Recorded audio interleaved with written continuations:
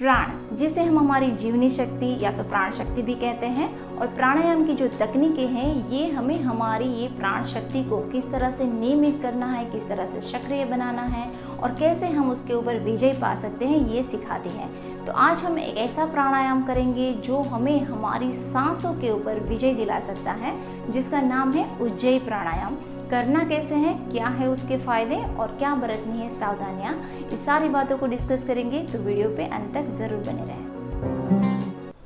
नमस्ते, स्वागत है आप सभी का मेरे YouTube चैनल दी योगा डेस्टिनी में।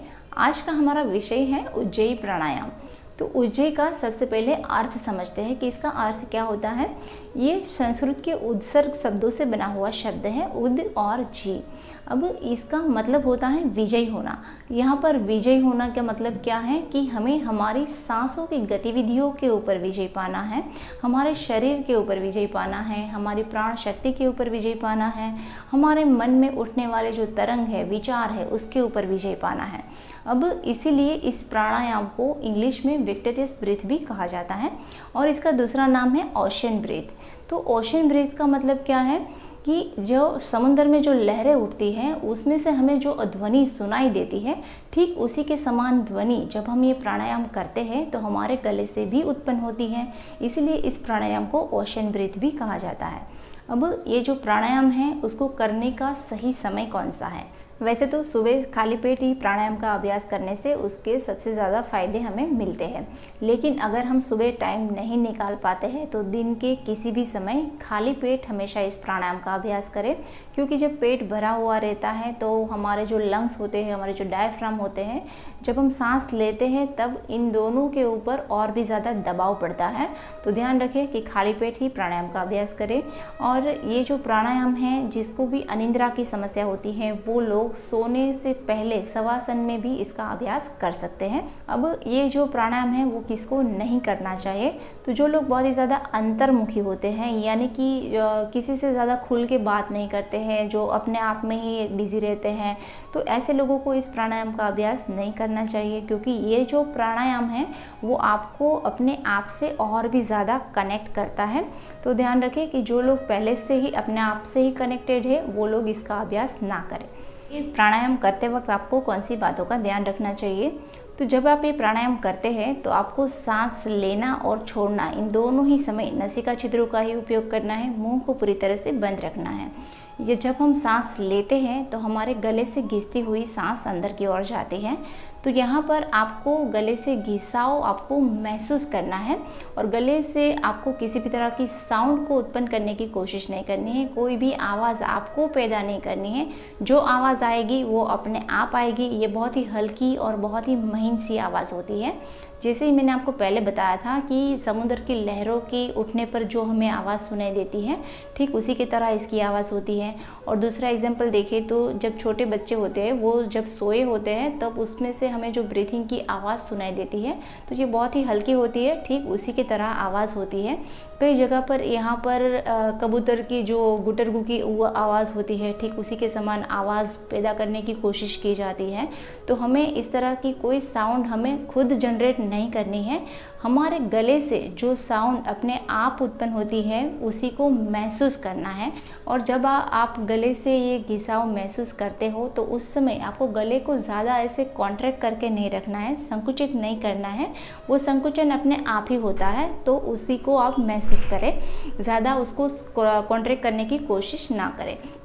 और जब ये प्राणायाम होता है जब बंद के साथ, तो जब बंद लगाते हैं तो कई बार हम ज़ोर लगाते हैं इसको ज़्यादा से ज़्यादा होल्ड करने के लिए, लेकिन इस तरह की कोशिश नहीं करनी है। आप अपनी क्षमता के अनुसार जैसे जैसे हर रोज़ प्रैक्टिस करेंगे तो ये आप ज़्यादा से ज़्यादा देर तक बंद लगाकर भी रुक सकते हैं, तो इस बात का ध्यान रखें।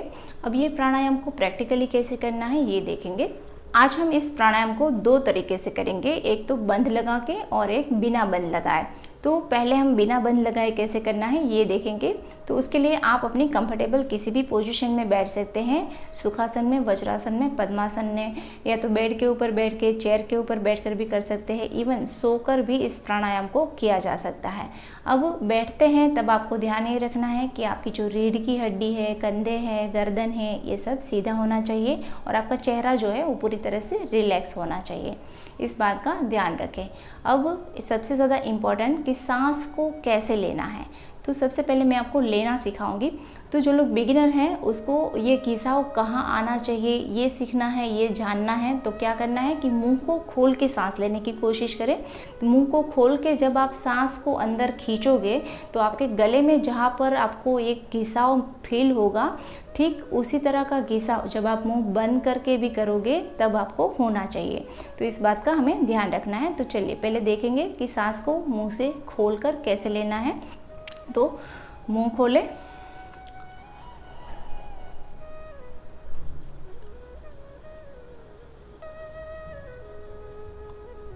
देखिए मुंह खोल के सांस को आप अंदर की ओर भरने की कोशिश करेंगे तो आपके गले के इस पोर्शन में आपको एक ठंडक सा महसूस होता है। और जब हम ये प्राणायाम करेंगे तो मुंह बंद करके भी हमें उसी भाग में उस ठंडक को महसूस करते हुए सांस से पूरा शरीर भरना है। अब ठीक उसी तरह हमें सांस को बाहर निकालते वक्त भी कहाँ महसूस करना है ये देखेंगे। तो उसके लिए भी हमें मुंह खोल के ही सांस को बाहर निकालना है। यहाँ पर अगर आपने नोटिस किया हो तो कई बार बहुत ज़्यादा जब सर्दी होती है तो ऐसे समय पे जब हम बाहर हवा में एक बार ऐसा करते हैं तो सामने की ओर पूरी तरह से भाप जम जाती है। कोई मिरर होता है तो उसके ऊपर एक भाप जम जाती है।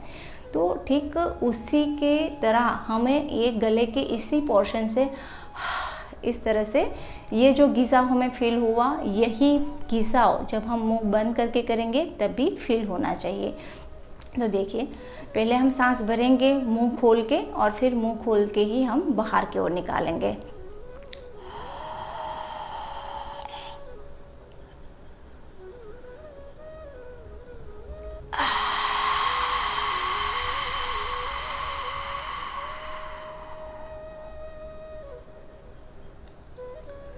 तो शुरुआत में आपको इस तरह से प्रैक्टिस करनी है जिससे आपको एग्जैक्टली गले में कहाँ घिसाव फील करना है ये पता चल जाएगा।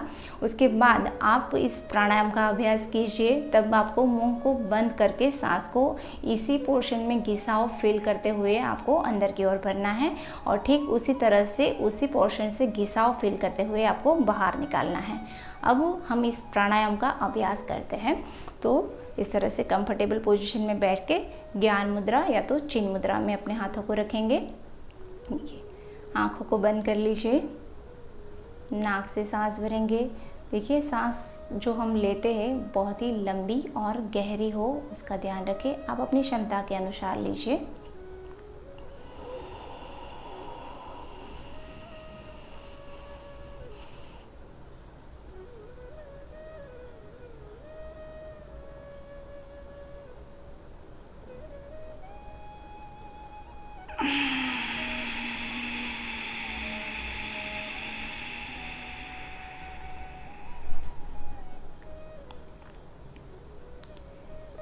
सांस लेने और छोड़ने इन दोनों के बीच में सांस को भर के आपको कुछ देर यानी कि 3-4 सेकंड या 5 सेकंड तक होल्ड करने की कोशिश करनी है।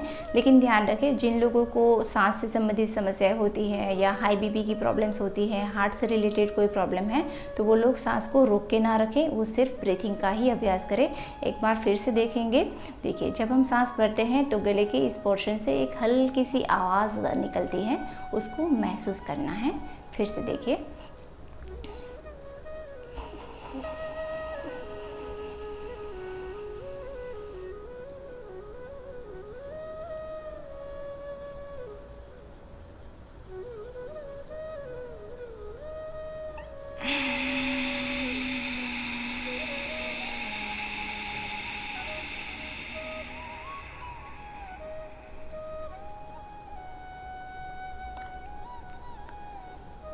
तो इस तरह से पूरे शरीर को सांस से भरना है और बहुत ही धीरे धीरे से इस सांस को गले के अंदर महसूस करते हुए नसिका से बाहर निकालना है। तो ये था इसका नॉर्मल तरीका। अब बंद के साथ इस प्राणायाम को कैसे करना है ये देखेंगे। तो जब आप बंद के साथ इस प्राणायाम को करते हैं तो आपको 2 चीज़ों को ध्यान में रखना है। जिसको भी सांस से संबंधित समस्या है, हाई बीपी की समस्या है या हार्ट से रिलेटेड कोई प्रॉब्लम है, तो वो लोग इस तरह से बंद के साथ इस प्राणायाम का अभ्यास ना करें और सांस को रोक के रखने की कोशिश ना करें। वो सिर्फ सांस ले और सांस को छोड़े, इस तरह से ही इस प्राणायाम का अभ्यास करें। और दूसरा ये ध्यान रखना है कि जब आप इस बंद के साथ अभ्यास करते हैं तो ये बंद खोलने के बाद ही आपको सांस को पूरी तरह से बाहर निकालना है। तो यहाँ पर करना क्या है कि पहले हमें उज्जयी ब्रीथ करना है, गले से महसूस करते हुए सांस को भरना है, फिर उसके बाद बंद लगाना है और फिर अपनी क्षमता के अनुसार यहाँ पर रुकना है और फिर पहले बंद को खोलना है और उसके बाद हमें सांस को गले से महसूस करते हुए बाहर की ओर निकालना है। अब हमें इसका प्रैक्टिकल करके देखते हैं। तो ज्ञान मुद्रा में इस तरह से बैठ जाए, आंखों को बंद कर लीजिए।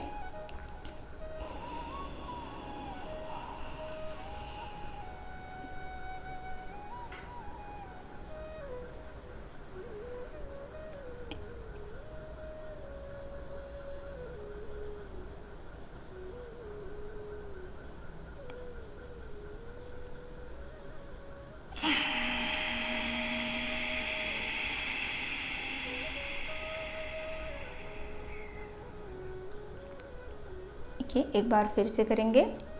पहले सांस भरेंगे, फिर बंद लगाएंगे और फिर पहले बंद को खोल के फिर से सांस को बाहर की ओर निकालें।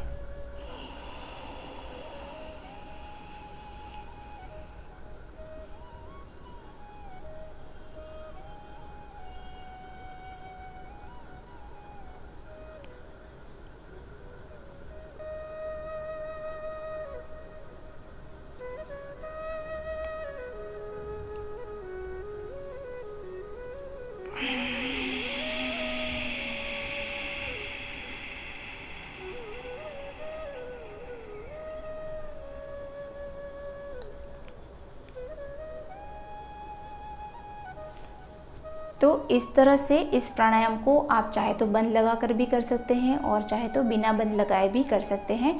आप जो भी कंफर्टेबल लगे उस तरह से इस प्राणायाम को 5 से 10 ब्रीथिंग तक कीजिए। धीरे धीरे अपना समय बढ़ाते जाए, 5 या 10 मिनट तक भी कर सकते हैं। अब इस प्राणायाम के क्या क्या फ़ायदे हैं ये देखेंगे। तो ये जो प्राणायाम है ये मन को शांति प्रदान करने वाला प्राणायाम है। इससे हमारा मन पूरी तरह से शांत हो जाता है, आप अपने आप से और भी ज़्यादा कनेक्ट होते हो और इस तरह से ये प्राणायाम जो है ये आपके ब्रेन के लिए भी बहुत अच्छा है। ये आपके ब्रेन तक पूरी तरह से ऑक्सीजन की आपूर्ति करता है। ये हमारे नर्वस सिस्टम को एक्टिवेट करता है, उसको पूरी तरह से शांत बनाता है। इस प्राणायाम से हमारे गले से संबंधित जितनी भी समस्याएं होती है, यानी कि थायराइड है, टॉन्सिल है या तो आवाज़ को लेकर अगर कोई समस्या है तो इन सभी समस्याओं को भी ये दूर करता है। और जिसको बहुत ही ज़्यादा सर्दी जुकाम रहता है या बलगम बहुत बनता है उन लोगों के लिए बहुत अच्छा है, क्योंकि इस प्राणायाम से आपके शरीर के अंदर एक गर्मी उत्पन्न होती है जो इन सभी समस्याओं को दूर करने में आपकी मदद करती है। और जिसको भी नाक बंद रहने की समस्याएं होती है, साइनस की प्रॉब्लम होती है, रात को सोते हैं तो बहुत ज़्यादा घराटे लेते हैं, तो इस सभी समस्याओं को भी ये दूर करता है। और इसके साथ साथ माइग्रेन है या तो आपको इंसोमेनिया की प्रॉब्लम है, स्ट्रेस है, एंजाइटी है, डिप्रेशन है, इन सभी समस्याओं को भी ये दूर करता है। ये पाचन तंत्र को भी बेटर बनाता है। इस तरह से इस प्राणायाम के बहुत सारे फायदे हैं। तो इस फायदों को उठाने के लिए नियमित इसका अभ्यास करें। जो लोग बिगिनर हैं वो 5 से 10 ब्रीथ तक इसका अभ्यास कर सकते हैं और उसके बाद जैसे जैसे प्रैक्टिस बढ़ती है तो आप 5 मिनट या 10 मिनट तक भी इसका अभ्यास कर सकते हैं। और इसी के साथ आज के इस टॉपिक को हम यहीं पे ख़त्म करेंगे। और अगर आप मेरे चैनल पर नए हैं तो चैनल को सब्सक्राइब करना ना भूलें। और ये वीडियो अच्छी लगी है तो वीडियो को लाइक कीजिए, कमेंट कीजिए, अपने दोस्तों के साथ शेयर कीजिए और वीडियो पे अंत तक बने रहने के लिए आपका बहुत बहुत शुक्रिया।